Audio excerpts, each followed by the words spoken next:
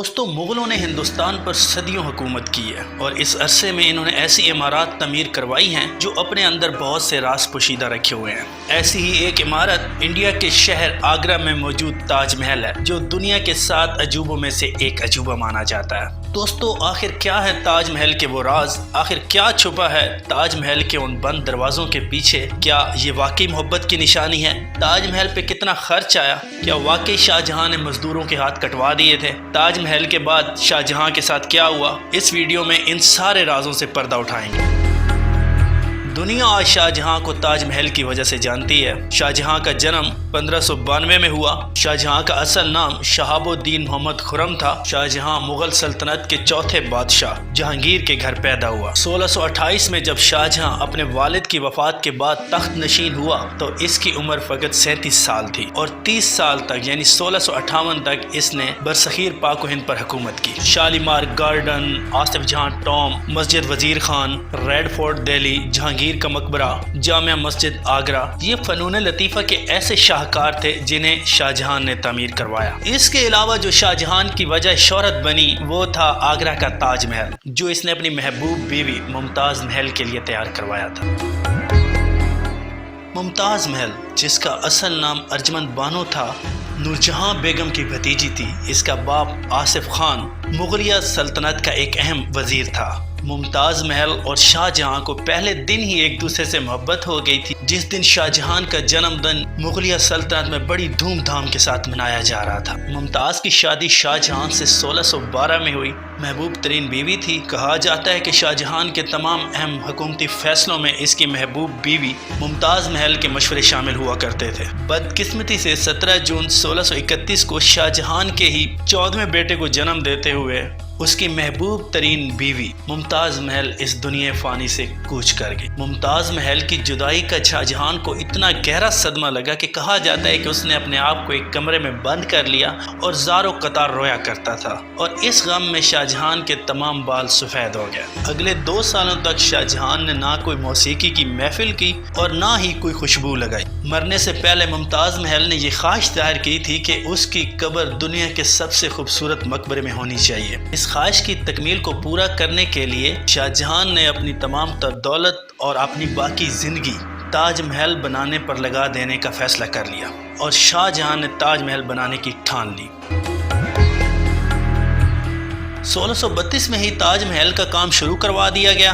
20,000 کے قریب مزدور، پتھر تراش اور کاریگر سلطنت کے مختلف علاقوں سے منگوائے گئے۔ یمنا ریور کے قریب زمین نرم تھی اور پانی کا بہاؤ کافی تیز تھا جو تاج محل کی بنیادوں کو ہلا سکتا تھا۔ اس کے لیے دریا کے قریب ہی زمین میں کنویں کھدوانے کا کام شروع کروا دیا گیا اور زمین کی تہہ کے اندر ہی خشک حصے تک پہنچا گیا اور اس کے اوپر پتھروں سے ہی بڑے بڑے کالمز لگا دیے گئے۔ اس کی مدد سے نرم زمین پر ایک فولادی فاؤنڈیشن تیار کر لی گئی تھی۔ عمارت کے سٹرکچر کے لیے کروڑوں اینٹیں موقع پر ہی بیک کی گئیں۔ مزدوروں کی تعداد اور تاج محل بنانے کا خرچہ اتنا زیادہ تھا کہ شاہی خزانہ کم پڑنے لگا۔ سنگ مرمر آگرہ سے 400 کلومیٹر دور راجستھان سے منگوایا جانا تھا جس کے لیے 1000 ہاتھیوں کی مدد لی گئی اور یہ ہزاروں ٹن وزنی سنگ مرمر ہاتھیوں پر لاد کر آگرہ پہنچایا گیا۔ تاج محل کی آرائش پیٹرا ڈورا یعنی پرچن کاری کے ساتھ کی گئی۔ اس میں پتھر کے اندر سنگ مرمر کو فٹ کیا جاتا تھا اور خوبصورت ڈیزائن میں تبدیل کیا جاتا تھا۔ اس کے لیے گلو کا استعمال کیا جاتا تھا اور اس وقت گلو موجود نہیں تھی تو شاہ جہاں نے اپنی ہی زیر نگرانی مکسچر بنوا کر گلو تیار کروائی۔ تاج محل پر لگائے جانے والے پتھروں کی خاص بات یہ تھی کہ یہ اپنا رنگ بدلتے تھے۔ دن میں یہ سفیدی مائل جھلک دیتے تھے جبکہ طلوع آفتاب کے بعد اس کا رنگ بالکل بلیک شیڈ دینے لگ جاتا تھا۔ طلوع آفتاب کے وقت اس کا رنگ گلابی ہوتا تھا جبکہ سن سیٹ کے بعد پوری عمارت گولڈن کلر میں دکھائی دیتی تھی۔ تاج محل کا ایک دروازہ یمنا ریور کی طرف کھلتا ہے جسے تاج محل کا اصل دروازہ کہا جاتا ہے اور یہ صرف شاہی خاندان کے لیے مخصوص تھا۔